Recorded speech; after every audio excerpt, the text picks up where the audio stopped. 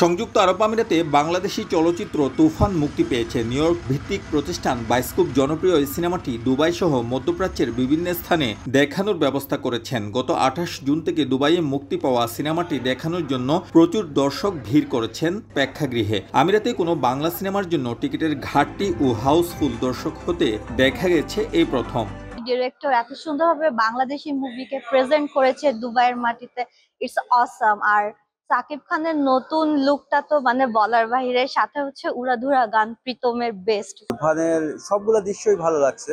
Megastar Shakib Khan এবং জনপ্রিয় অভিনেতা চঞ্চল চৌধুরী অভিনীত, রায়হান রাফি পরিচালিত এই বছরের সবচেয়ে আলোচিত এবং কাঙ্ক্ষিত ছবি তুফান দেখে প্রবাসী দর্শকরা সন্তুষ্টি প্রকাশ করেছেন। অনেকে তুফান 2 দেখার জন্য আগ্রহ প্রকাশ করেছেন।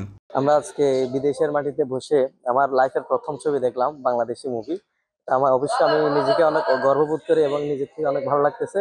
দেশে থাকা, দেশের মধ্যে একটা মুভি দেখা এরকম ফিল আসছে।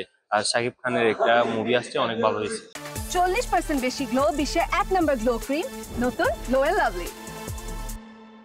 বায়োস্কোপ ফিল্মস এই সিনেমাটি সংযুক্ত আরব আমিরাতের বিভিন্ন প্রেক্ষাগৃহে দেখানোর ব্যবস্থা করেছেন। দেশটির যে সিনেমাগুলোতে তুফান দেখানো হচ্ছে তা হলো Star Al Wahda Mall Abu Dhabi, Star Safeer Mall Abu Dhabi, Star Grand Mall Ajman, Star Al Ghurair Mall Dubai, Novo Ibn Battuta Mall Dubai, Novo Dragon Mart Dubai, Vox BurJuman Mall Dubai, Vox Deira City সেন্টারে। প্রত্যেকটি cinema হলে অসংখ্য প্রবাসী দর্শকের উপস্থিতি ছিল চোখে পড়ার মতো।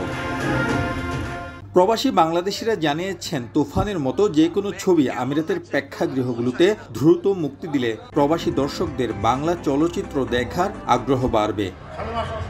শিবলি আল সাদিক, সময় সংবাদ, সংযুক্ত আরব আমিরাত।